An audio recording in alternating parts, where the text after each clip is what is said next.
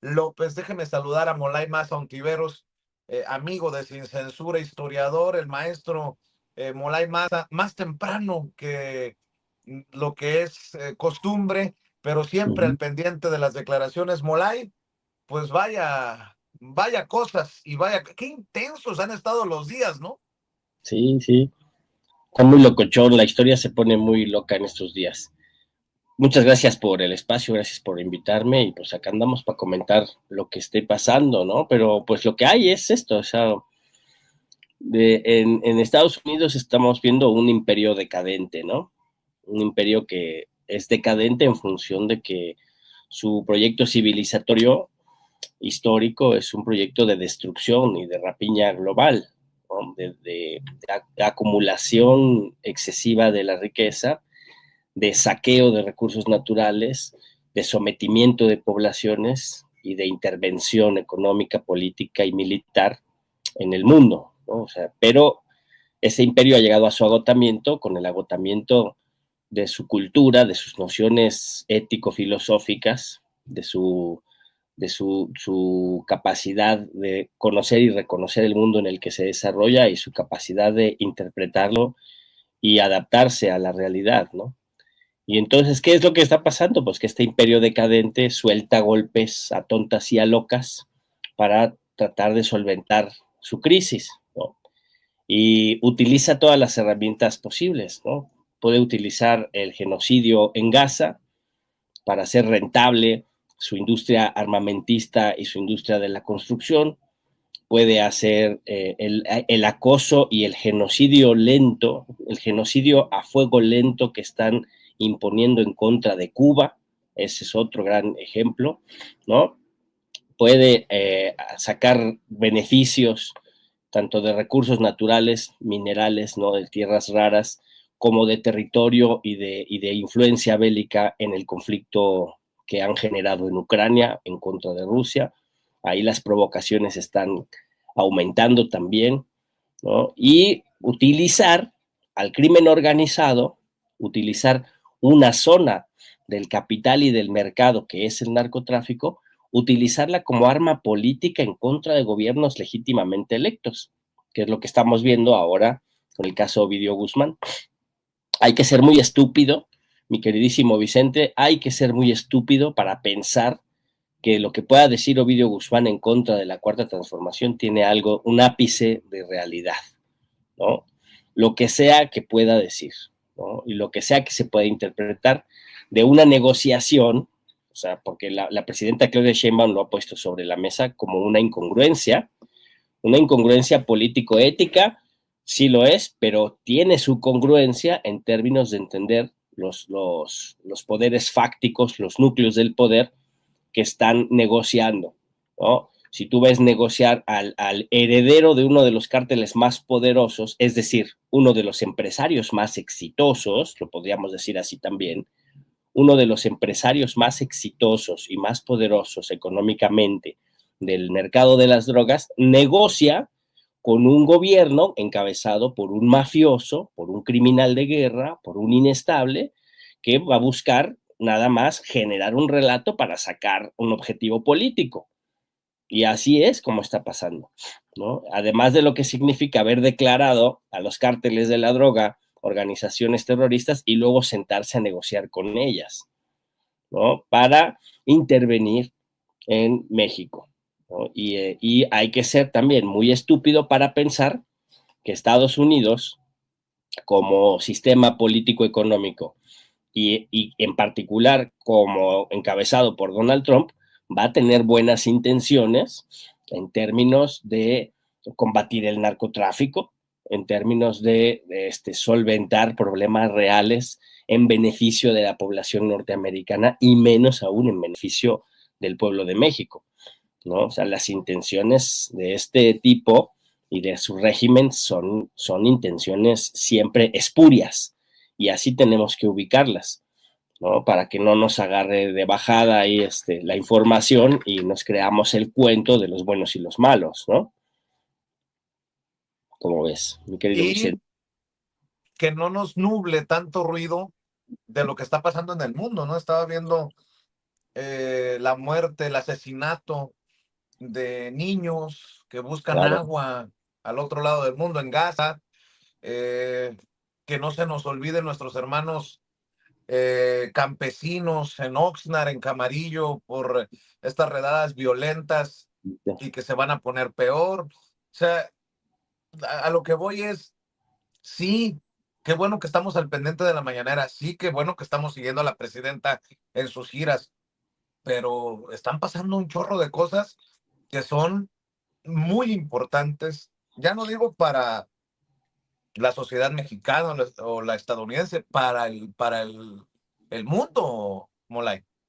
sí, pues es que estamos en un momento de crisis estructural del modelo civilizatorio capitalista y su forma de, como decía yo, su intento de reciclarse a sí mismo, pues es el control territorial, el control de mercados y la dinamización de sectores de la industria poderosísimos como es la industria de la construcción y la industria del armamentismo, ¿no?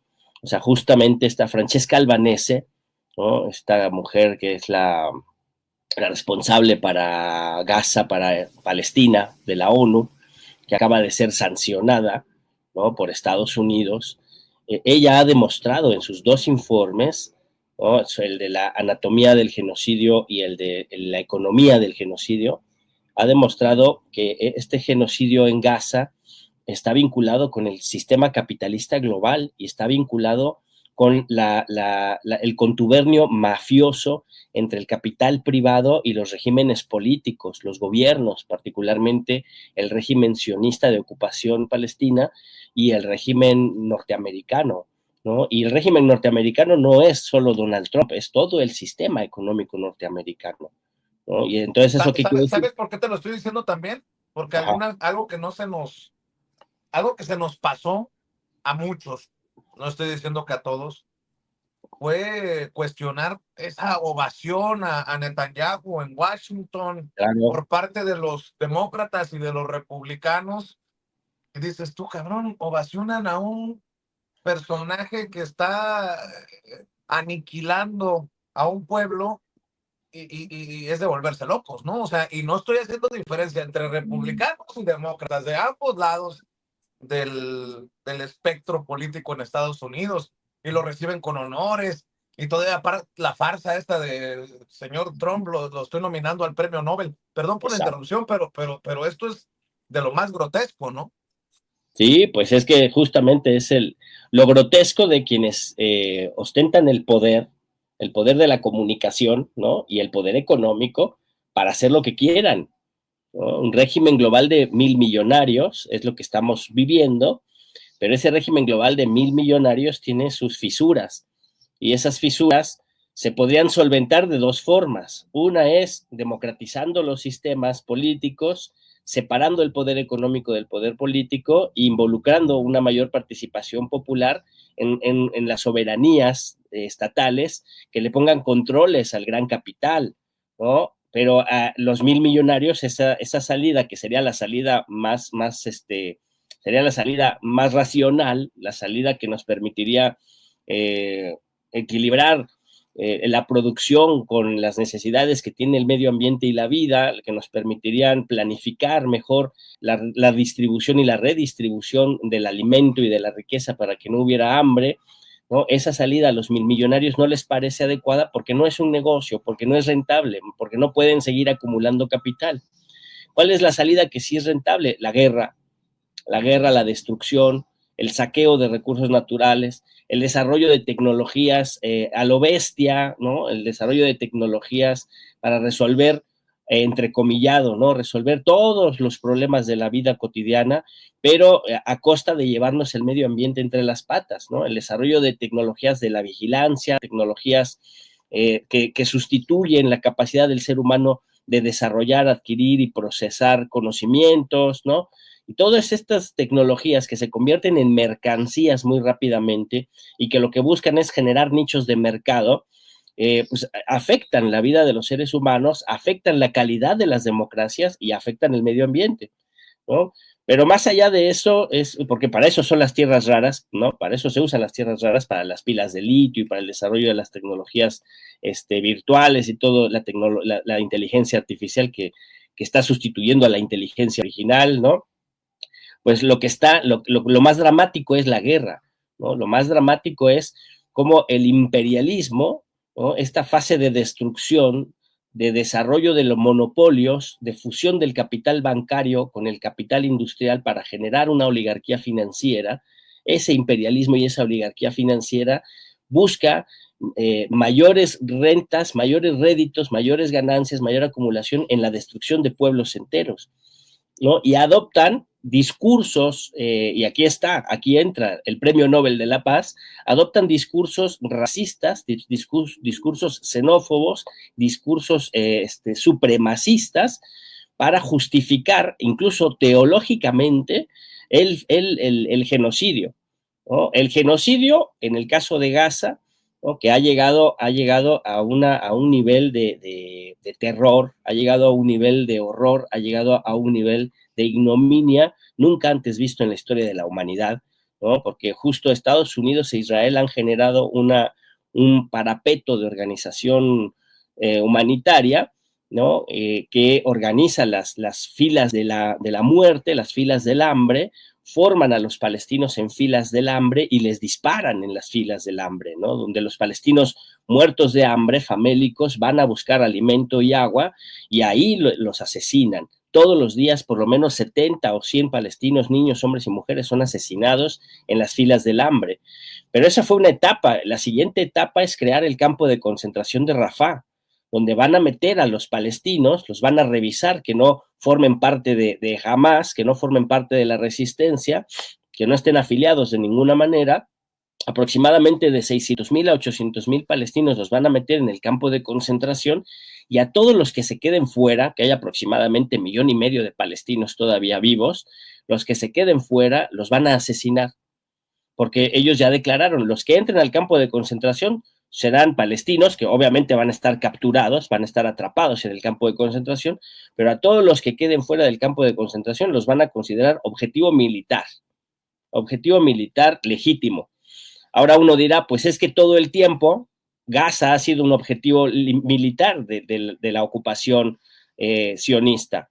Sí, pero en esta ocasión están generando una narrativa y una base jurídica para justificar y legitimar la continuidad del genocidio a partir de los que no entraron al campo de concentración. Entonces, entras al campo de concentración, eres un prisionero del régimen sionista, no entras al campo de concentración, vas a ser asesinado por el régimen sionista. Y que la comunidad internacional esté permitiendo eso, que lo estemos viendo cómo se está desarrollando y no haya protestas y no haya denuncias, ¿no? Es muy peligroso. Se tiene que denunciar, se tiene que protestar, incluso se tiene que impugnar, ¿no? La construcción de ese campo de concentración, se tiene que permitir la entrada de organizaciones humanitarias reales, verdaderas, no la que hicieron Israel y Estados Unidos para asesinar palestinos, ¿no? Y se tiene que intervenir ahí en Gaza, pero así con todo el mundo, ¿no? Porque también el conflicto en Ucrania este fin de semana entra en una etapa donde hay mayor peligrosidad porque el gobierno de Alemania y el gobierno de Francia se sienten, ahora sí lo digo, se sienten muy gallitos y salen con el pecho por fuera provocando a Vladimir Putin, ¿no? Diciendo que ellos sí le van a meter armas ahí a Ucrania y que ahora sí ya van a ver, ¿no? Entonces, pareciera que estamos viviendo una caricatura, ¿no?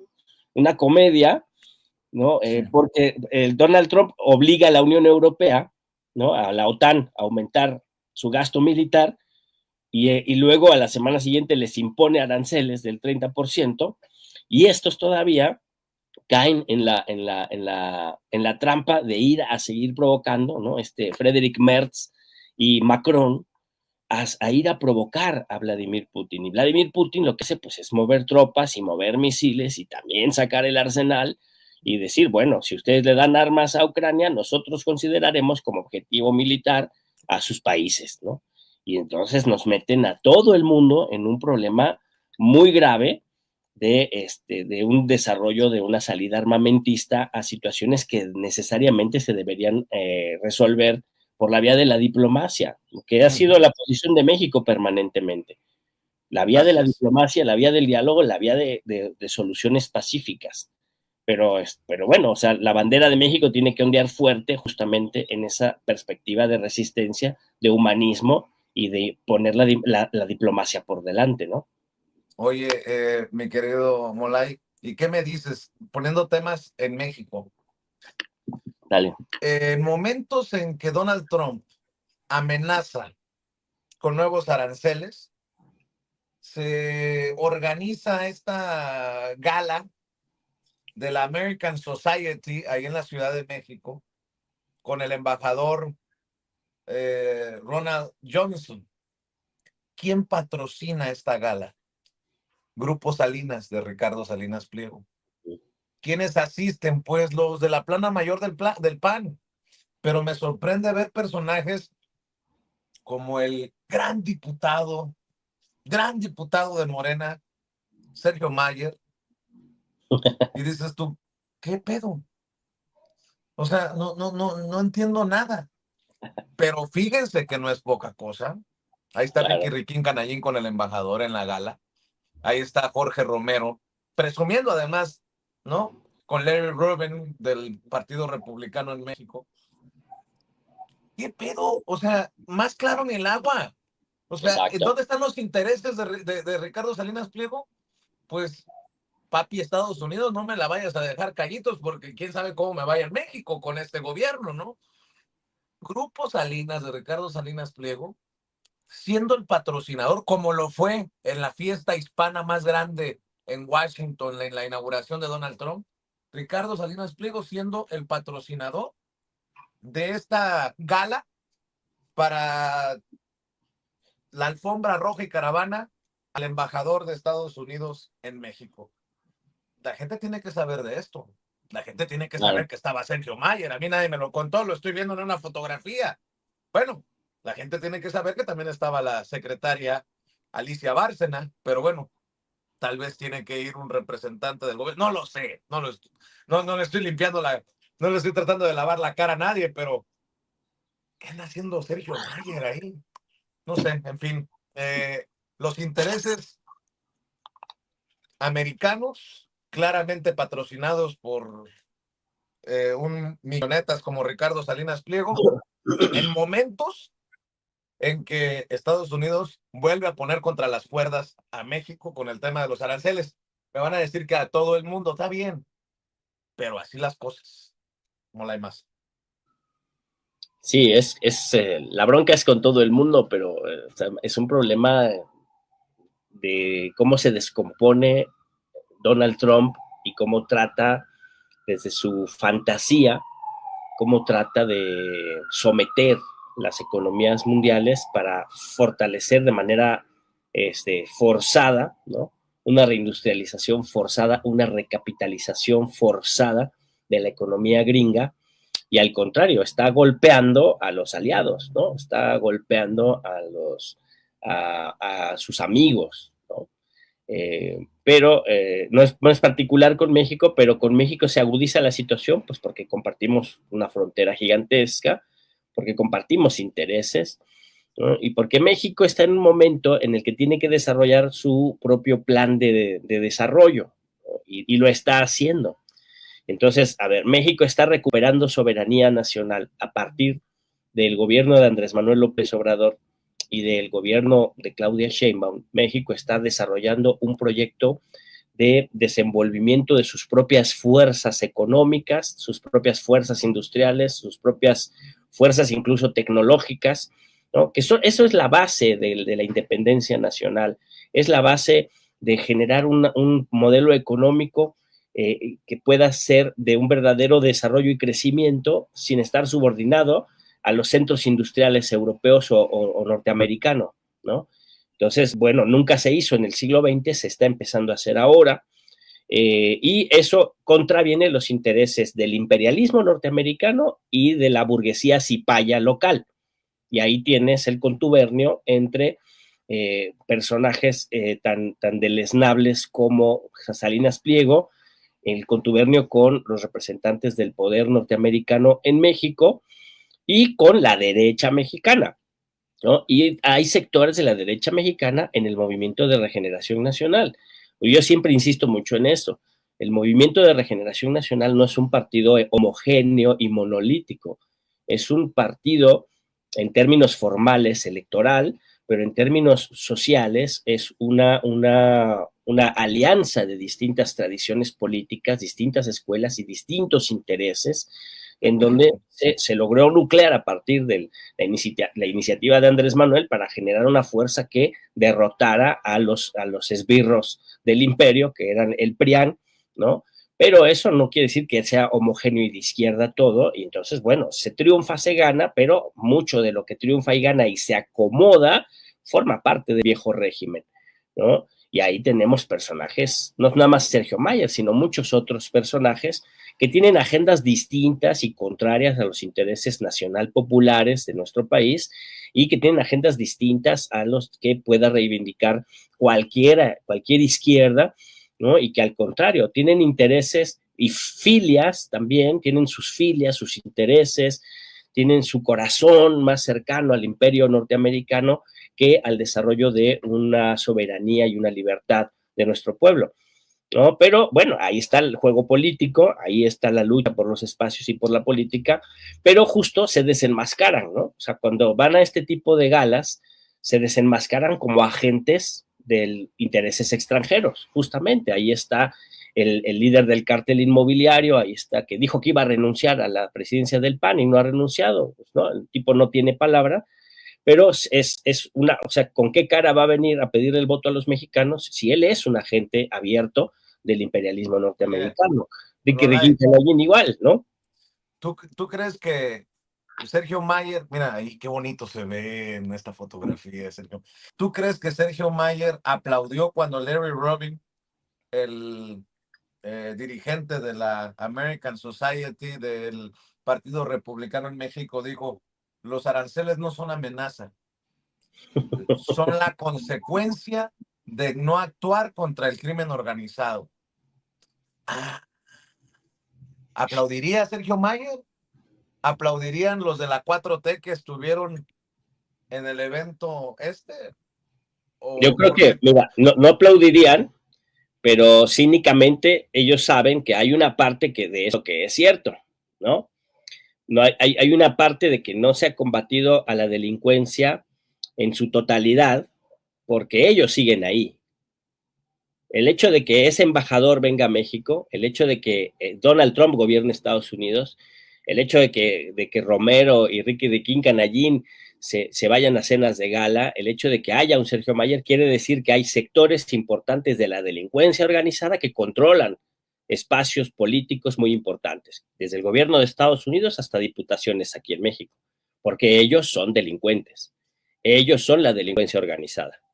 Otra cosa es el combate al fentanilo y al mercado de las drogas, que aquí sí se está haciendo, y los que no lo están haciendo son los delincuentes que gobiernan Estados Unidos, ¿no? Pero estos son unos cínicos, ¿no? Tanto los prianistas que están allí como Sergio Mayer son unos cínicos que forman parte de cúpulas de poder, que se acumulan riqueza a partir del sufrimiento del pueblo y se colocan en espacios políticos de uno y otro color en función de sus intereses y en función de su fama y en función de su dinero, ¿no? Yo no sé en calidad de qué estaba allí Sergio Mayer, puede haber estado en calidad de chico de la televisión, ¿no? Puede estar allí como carne, ¿no? Puede que se esté rentando como carne para alguien, no, porque no es, hables de carne porque nos van a gritar caníbales de la izquierda? Perdón. Saludos a ya saben quién. pues que griten lo que quieran, pero es real. O sea, el oficio de este amigo es ese. Él vende su piel, vende su carne. Y así ha llegado al mundo de lo político, como muchos otros exfutbolistas y todo tipo de personas, ¿no?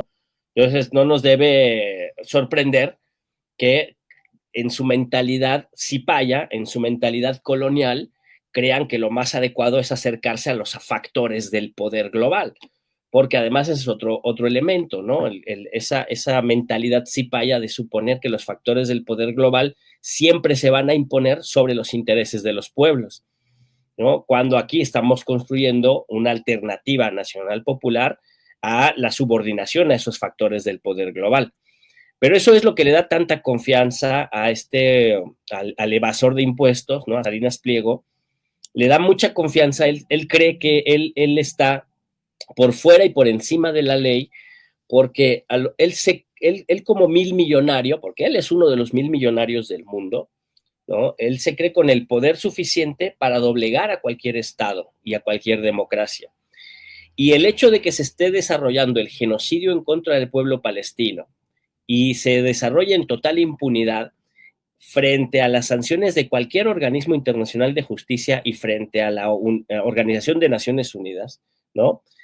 Y el hecho de que Donald Trump esté desarrollando las redadas en contra de los trabajadores racializados y criminalizados, particularmente mexicanos, ¿no? Y que lo haga con toda impunidad y que exhiba y que haga toda esta caricatura, toda esta película, todo este show de la Alcatraz Alligator y es un campo de concentración y que encierre a los migrantes y que los meta en cárceles en El Salvador y que viole los derechos humanos y que viole la legalidad interna de su país y que se salte la ley y que utilice el poder judicial para decir que el caso Epstein es irrelevante ya, que ya no importa, incluso hasta la base del movimiento MAGA ya se echó encima de Donald Trump, ¿no? Justamente, pero que haga todas estas tropelías de violación de derechos humanos y de destrucción del sistema jurídico, el sistema judicial y legal de Estados Unidos, y lo haga en total impunidad.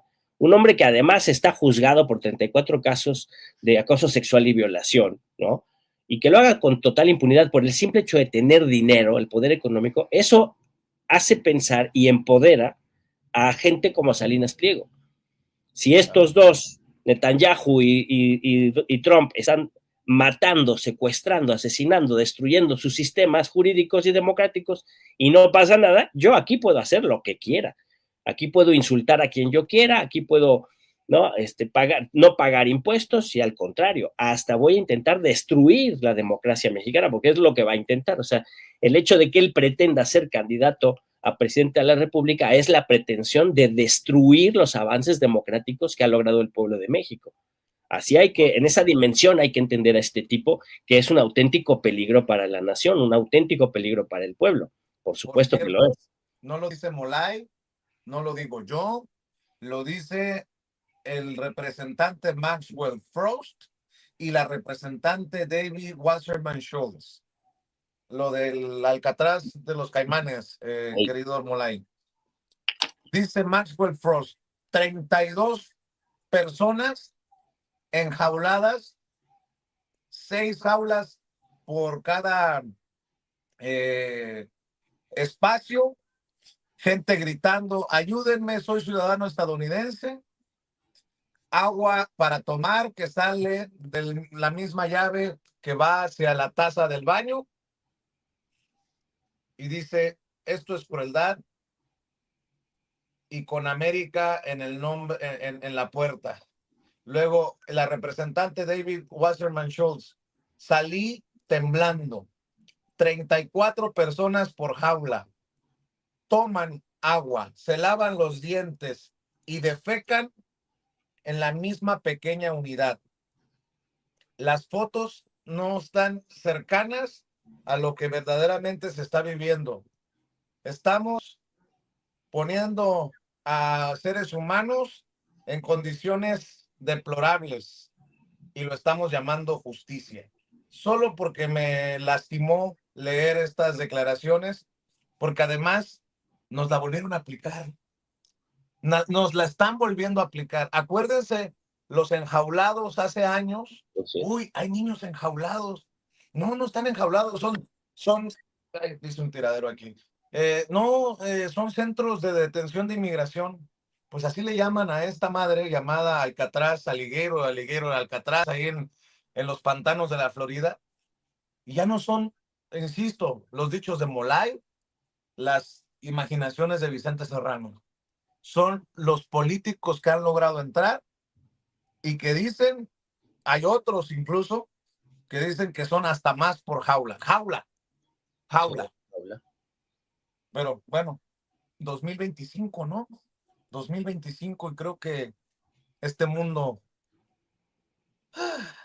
da un paso hacia adelante y tres para atrás, pero esa es mi opinión, Molay Más Ontiveros.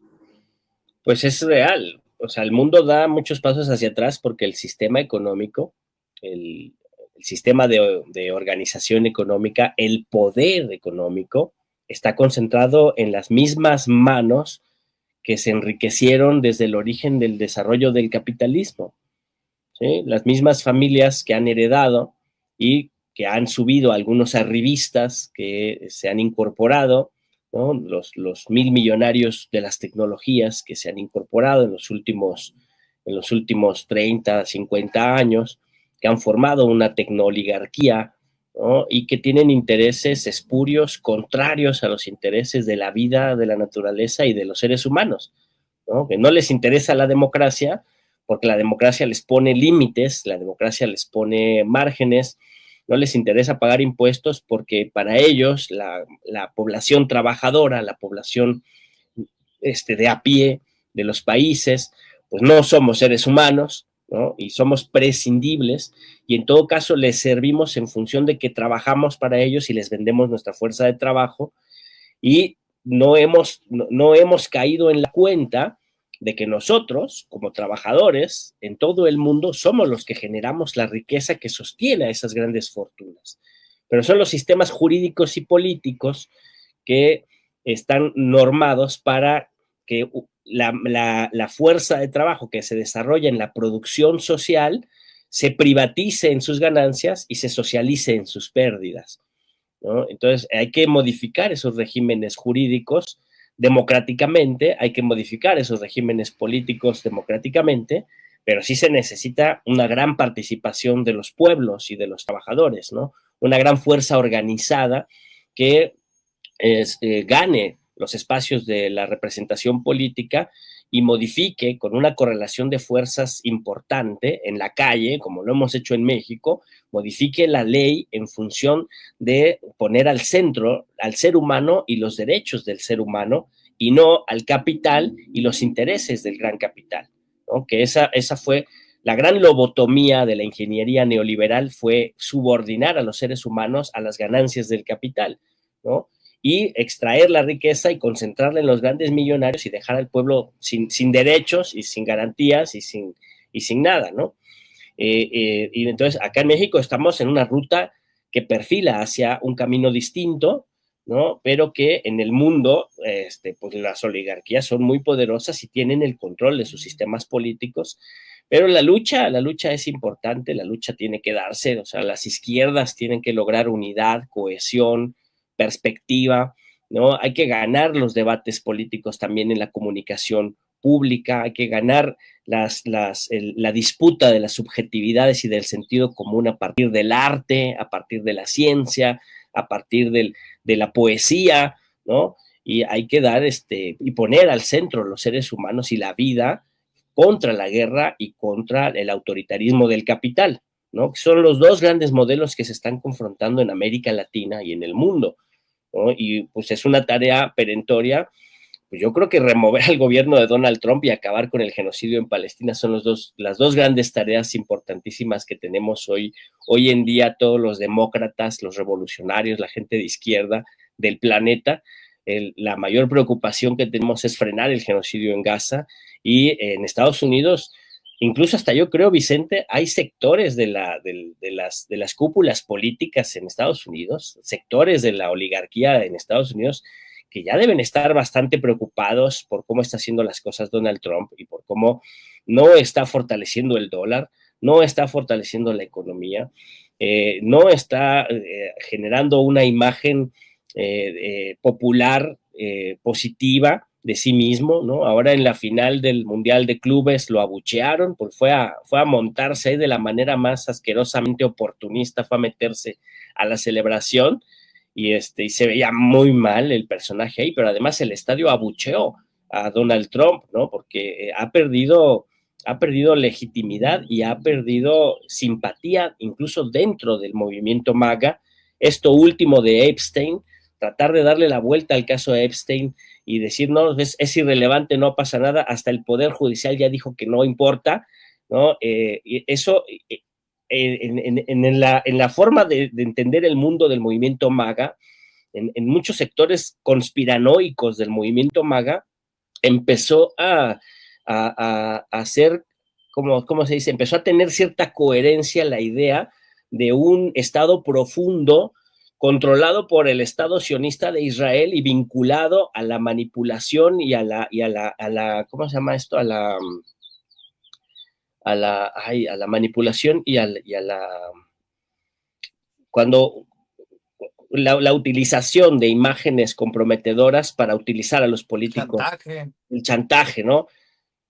Hay otra palabrita que se me escapa, pero eso, ¿no? O sea, extorsión. extorsión, exactamente, ¿no? Cadenas de extorsión vinculadas a la explotación sexual, vinculadas al Estado sionista, ¿no? Que para nosotros pueden ser como historias bastante, ¿cómo se? Peliculescas, ¿no? De esto de la conspiranoia de algunos sectores, pero en el ambiente MAGA así es como funciona el discurso político y así es como funciona la comunicación y están atando cabos, ¿no? Y entonces una de las grandes herramientas políticas de Trump, que era revelar las listas de Epstein y al Estado profundo que había controlado a los presidentes anteriores, por ahora está jugando en su contra y Claro. está vinculándose con el tema del genocidio en Palestina, porque además la simpatía por el pueblo palestino y el repudio del ente sionista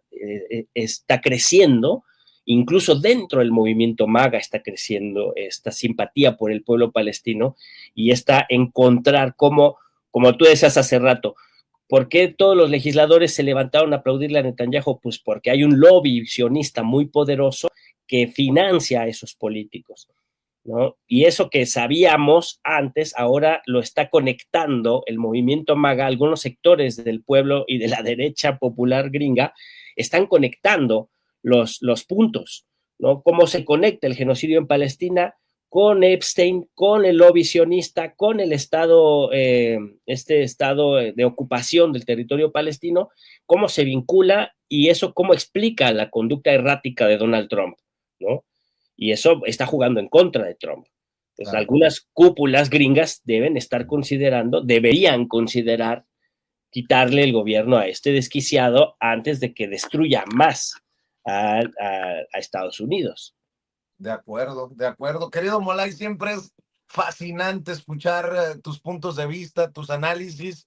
Y bueno, pues yo te quiero agradecer porque llegaste un poco más temprano de lo acostumbrado para compartir. Y si te parece, pues invitar a la gente que te siga en redes y que esté al pendiente de tus esfuerzos y que obviamente regreses cuantas veces te dé la vida aquí a este espacio. No, pues un gustazo compartir con ustedes. Les mando un muy fuerte abrazo y ahí me encuentran allá en el DX. Ya estoy como Molay-Masa, porque la cuenta Molay Masa ya no la puedo entrar no me deja entrar, no sé. Y Molay-Masa en X, en Facebook Molay Masa, en TikTok filosofía y antropología y filosofía creo que se llama, Molay otra vez le puse. Y acá en los círculos de estudio, Círculo Esparta los domingos a las 5 de la tarde, Círculo Semilleros de Conciencias los lunes a las 8 de la noche, transmitimos por YouTube, pero nos reunimos por Zoom, así que todo el mundo puede entrar a discutir y a plantear sus puntos de vista, y me encuentran trabajando ahí en la 4TV, ahí en el YouTube, ahí usted le pone la 4TV y ahí estamos también colaborando con las camaradas del canal. Eso, chingones los esfuerzos independientes de Molay. Ya sabes, Molay, aquí estamos al pendiente de tus aportaciones y nos vemos pronto, camarada. Claro que sí, abrazos, muchas gracias, Cuídate. Vicente. Molay Maza Ontiveros, historiador, analista y amigo de este espacio libre como el viento. Déjeme mostrarle